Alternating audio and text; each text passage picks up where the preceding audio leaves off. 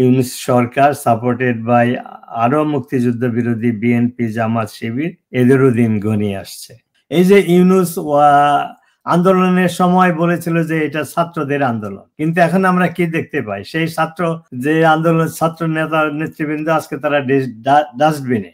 শেখ হাসিনার আত্মীয় হিসাবে শেখ হাসিনাকে ব্যবহার করে তিনি এই পদটি বাগিয়ে নিয়েছেন। যেমন জামাত, শিবির এই যে ঢাকা বিশ্ববিদ্যালয়ে যেরকম করেছিল। আমি বিএনপি, জামাত এবং ইউনূস সরকার এই তিনটা পার্টির ভেতরে কোনো পার্থক্য খুঁজে পাই না।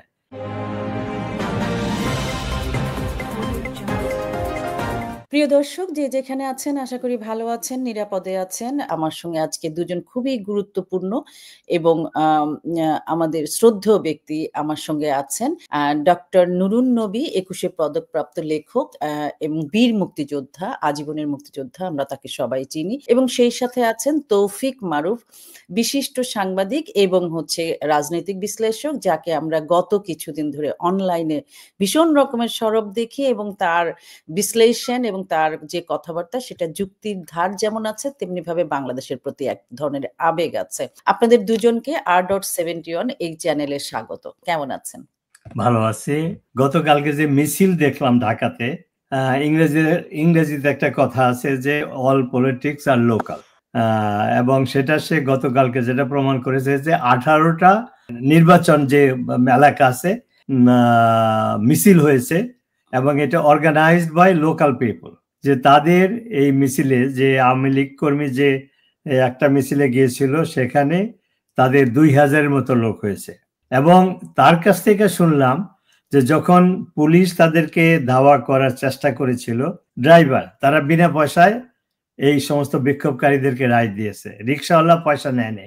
শেখ হাসিনা যেভাবে তার কর্মীদেরকে উদযাপিত করছেন, নির্দেশ দিয়েছেন, সেটার প্রমাণ গতকালকে দেখলাম। যে আশা করি এই আন্দোলন গণ অভ্যুত্থানে পরিণত হবে। আর এই মুক্তিযুদ্ধ বিরোধী রাজাকার প্রধান ইউনূস সরকার সাপোর্টেড বাই আরো মুক্তিযুদ্ধ বিরোধী বিএনপি, জামাত, শিবির, এদেরও দিন ঘনিয়ে আসছে। অনেক ধন্যবাদ। আমি এই কথার সূত্র ধরে তৌফিক মারুফ আপনার কাছে যাব। এই যে জনরোষ, যেটা কিন্তু গত 15 মাস আমরা দেখেছি, জনরোষটা ছিল, কিন্তু সেই রোষটা অগ্নিকাণ্ডে পরিণত হওয়া বা এই যে মানুষের অভ্যুত্থানে পরিণত হওয়া, সেই জনগণের সেই অভ্যুত্থানটাকে কি আদৌ ডক্টর ইউনূস তোয়াক্কা করবেন বা এদের কারণে বাধ্য হয়ে উনি চলে যাবেন আদৌ? আমরা যারা সক্রিয়ভাবে আওয়ামী লীগ করি না করি, বাংলাদেশ সৃষ্টির জায়গায় মুক্তিযুদ্ধে নেতৃত্ব দেওয়ার জায়গা থেকে নেতৃত্ব দানকারী দল হিসেবে বাংলাদেশ আওয়ামী লীগই হচ্ছে মুক্তিযুদ্ধের পক্ষের বাংলাদেশকে সামনে এগিয়ে নেওয়ার একমাত্র এবং সবার আগের একটি সংগঠন। বঙ্গবন্ধুর নেতৃত্বে বাংলাদেশ স্বাধীন হয়েছে। এরপরে ধারাবাহিকভাবে আরো যতগুলো ঘটনা ঘটেছে, কোনোটাই কিন্তু আওয়ামী লীগ নির্মূল হয়নি। আওয়ামী লীগ নির্মূল করবে, আওয়ামী লীগের যেখানে চিহ্ন আছে নির্মূল করবে, মুক্তিযুদ্ধকে নির্মূল করবে। যেই নির্মূল তারা করেছে বঙ্গবন্ধুর বাড়ি, যে নির্মূল তারা করেছে শত শত বা হাজার হাজার আওয়ামী লীগ নেতার বাড়ি ঘর কিংবা মুক্তিযুদ্ধের স্মৃতিচিহ্নগুলো, এই যে কাণ্ড কীর্তিগুলো যারা করলো, তো এই অবদানগুলো তো আসলে ডক্টর মোহাম্মদ ইউনূসের। যখন ডক্টর ইউনূস ক্ষমতায় এসে দেখলেন যে তিনি কোনোভাবেই জিততে পারবেন না, রেহাই পাবেন না, তিনি সেভ এক্সিট পাবেন না, এখন তিনি কৌশল করে আবার বঙ্গবন্ধুতেই আশ্রয় নিয়েছেন। আমি এটি বলছি, আওয়ামী লীগ ফিরে আসা, আবার আগের চেয়ে অনেক শক্তিশালী হয়ে মুক্তিযুদ্ধের সর্বস্তরের মানুষকে নিয়ে আওয়ামী লীগ সংগঠিত হবে বাংলাদেশের জন্য। ধন্যবাদ তৌফিক মারুফ। আপনি আপনার কথায় অনেকগুলো খুব ইন্টারেস্টিং এবং খুবই অন্যরকম তথ্য দিলেন ডক্টর নুরুন নবী, এবং সেটা মুক্তিযুদ্ধের প্রেক্ষাপটে। কিন্তু আমরা দেখছি যে ডক্টর মোহাম্মদ ইউনূস পুরো উল্টো পথে হাঁটছেন। যে অনেকে চাচ্ছে ডক্টর মোহাম্মদ ইউনূস বঙ্গবন্ধুর জায়গায় টা নিক। আপনি কি মনে করেন যে বঙ্গবন্ধুর পথ অবলম্বন করছেন বা সেই পথে যাচ্ছেন? এই যে মারুফ সাহেব যে সিনারিও বললেন, আমরা যেটা জানি এই যে ইউনূস আন্দোলনের সময় বলেছিল যে এটা ছাত্রদের আন্দোলন, কিন্তু এখন আমরা কি দেখতে পাই, সেই ছাত্র যে আন্দোলন, ছাত্র নেতা নেতৃবৃন্দ আজকে তারা ডাস্টবিনে। এই ষড়যন্ত্রের মূল হোতা, এবং সে প্রতারণার মাধ্যমে এই গত 14টা মাসে আন্দোলনের সময় এবং তারপরে ক্ষমতায় বসে সে মানুষকে প্রতারিত করে এই পর্যায়ে এসেছে। অর্থাৎ সে নট অনলি রাজাকার প্রধান, সে প্রতারক প্রধান, সে একজন হিপোক্রেট। আর তার দুর্নীতির খবর তো আমরা জানি, সিরাজগঞ্জে 14 জন police officer including a pregnant women, তাদেরকে জীবন্ত জ্বালিয়ে মারা হয়েছে। এদের সবার বিচার বন্ধ করেছে অর্ডিন্যান্স, ইন্ডেমনিটি অর্ডিন্যান্স জারি করে। কৃষক, শ্রমিক, অশিক্ষিত, শিক্ষিত লোকের যে একটা মানবতা বোধ থাকে, সেইটা একজন পিএইচডি হোল্ডার, একজন নোবেল লরেট পেয়েছে শিক্ষিত লোক, সেই লোক কিভাবে পাথর দিয়ে মানুষ মারে সেটাকে সমর্থন করে। একটি তালিবানি রাষ্ট্র বা পাকিস্তানের অংশ বানাবে, অথবা সেটা যদি না পারে তাহলে বাংলাদেশটাকে ধ্বংস করবে। ইউনূস যে একজন বাংলাদেশ বিরোধী, দেশদ্রোহী, একজন যে প্রতারক, একজন দুর্নীতিবাজ, সেইটাই সে কথায় না কাজের মাধ্যমে প্রমাণ করে। তৌফিক মারুফ, আপনার কাছে যাব। একজন প্রশ্ন করেছেন যে কাল তথাকথিত ট্রাইব্যুনালে কি বিচারের দিন সেনা সদস্যরা আসবেন কিনা? না, আমি অবশ্য এটি খোঁজ খবর রাখার চেষ্টা করছিলাম এবং রাখছি, এখনো রাখছি। গত কয়েকদিনে একটি প্রশ্ন তোলা হয়েছিল যে এই জিয়াউল হককেও ভিতরে নিয়ে আসার জন্য, কারণ কয়েকজন সেনাবাহিনীর কয়েকজন কর্মকর্তা তারা ক্যান্টনমেন্টে থাকবেন, আবার একজন বাইরে থাকবেন। এটি নিয়েও এক ধরনের ভিতরে অস্বস্তি বা বিতর্ক চলছিল। 5ই আগস্ট থেকে বা তার আরো আগে থেকে শুরু করে এটি নিয়ে সেনাবাহিনীর ভিতরে প্রচন্ড রকম অস্বস্তি তো আছেই, যে কোনো সময় বড় কোনো ধরনের বিস্ফোরণ ঘটতে পারে। 24-এ যখন ঘটনাটি ঘটলো 5ই আগস্টের, তার মাত্র কয়েকদিন আগে 23শে জুন তিনি দায়িত্ব নিয়েছেন। তিনি কোনোভাবে শেখ হাসিনার আত্মীয় হিসাবে শেখ হাসিনাকে ব্যবহার করে তিনি এই পদটি বাগিয়ে নিয়েছেন কৌশলে। যেমন জামাত শিবির এই যে ঢাকা বিশ্ববিদ্যালয়ে যেরকম করেছিল, হাসনাত সার্জিসরা যে অবস্থা করেছিল, তাদের সবার টার্গেট একটাই ছিল। আরেকটি গ্রুপ আছে একটু মধ্যবর্তী অবস্থানে, তারা চাচ্ছে এই পরিস্থিতিটির দ্রুত একটি সমাধান হোক শান্তিপূর্ণভাবে, যাতে কোনো দুই দিকই রক্ষা হয়। এইখানে বিচারটি করবে কারা? ইকবাল করিম ভূঁইয়া, তিনি 5ই আগস্ট সংগঠিত করার ক্ষেত্রে অন্যতম একজন কারিগর ছিলেন।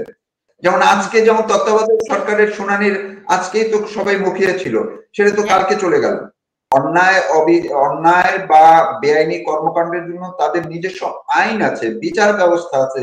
তো সেইখানে এখন বাইরের বিচারকরা, বাইরের উকিলরা এসে বা বাইরের এসে ভিতরে আপনার সেনা কর্মকর্তাদের বিচার করে যাবে।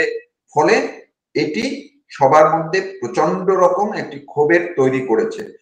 এই ব্যাপারটা ক্লারিফাই হওয়া উচিত। এই জন্য বাংলাদেশের সেনাবাহিনী একটা বিশ্বস্ত প্রতিষ্ঠান। তাদের দায়িত্ব কি? তাদের দায়িত্ব হলো নির্বাচিত সরকারকে রক্ষা করা। তারপরের দিন সে ক্ষমতা কি জাতির উদ্দেশ্যে কি বলল যে আমি এই যে একটা সরকার গঠন করতে যাচ্ছি, এবং এই সরকার গঠনের প্রক্রিয়া কিন্তু এখন আমরা জানতে পারি সে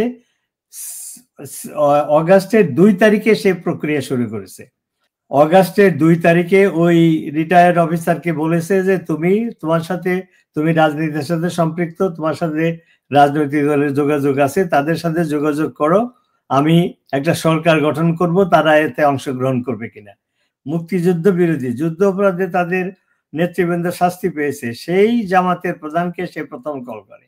তো এখানেই প্রমাণ হয় যে এই যে ষড়যন্ত্র মাধ্যমে শেখ হাসিনা সরকারকে ক্ষমতাচ্যুত করা হয়েছিল, এই ষড়যন্ত্রের সাথে জড়িত।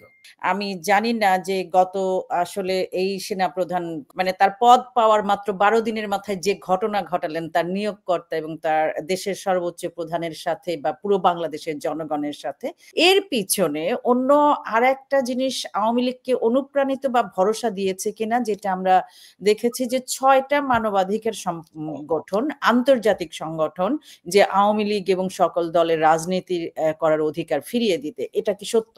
এই যে সংগঠনগুলো এখন বিবৃতি দিয়েছে বা সুপারিশ দিয়েছে, এই যে আমরা গত ফেব্রুয়ারিতে যে রিপোর্টটি দেখলাম, সেই রিপোর্টে কিংবা অন্যান্য জায়গাগুলোতে এমন ভাবে রিপোর্ট উপস্থাপন করা হয়েছে এবং পরিষ্কারভাবেই দেখা গেছে যে এই রিপোর্টগুলো ডক্টর ইউনূসের অনুসারীদের বা তার ডক্টর ইউনূসের ভাষায় কথা বলেছে।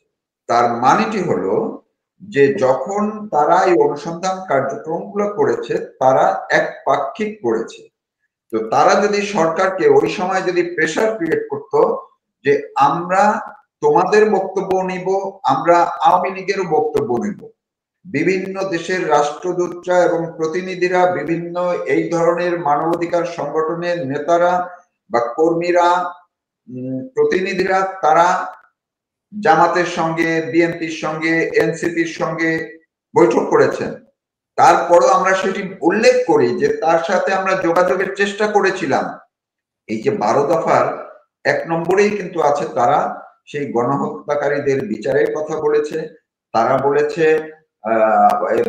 অর্থাৎ এই ডক্টর ইউনূস যে ভাষায় কথা বলেন, 1 নম্বর সুপারিশটা কিন্তু সেইটা। ডক্টর নুরুন নবী, আপনার এই জায়গায় আপনার আমি এই জায়গায় মন্তব্য করতে চাই।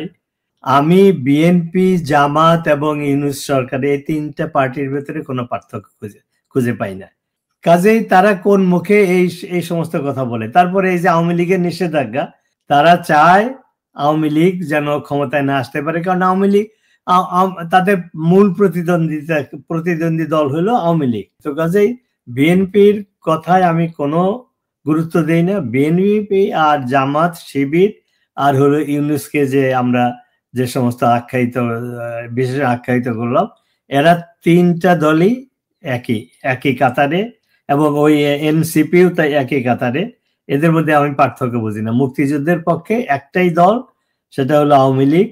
এক্স্যাক্টলি। তো অনেক ধন্যবাদ ডক্টর নুরুন নবী আমার আজকের এই আলোচনায় থাকার জন্য। ভবিষ্যতে আমরা আবারও মিলিত হব। আপনারা যারা এই অনুষ্ঠান দেখছেন তারা আমার এই চ্যানেলটি একটু সাবস্ক্রাইব করুন, R.71, এবং আমাদের সাথেই থাকবেন। আপডেট হবেন, কমেন্ট করবেন, শেয়ার করবেন, লাইক করবেন এবং যদি চান গালাগালিও করবেন, কোনো সমস্যা নাই। ভালো থাকবেন, দেখা হবে।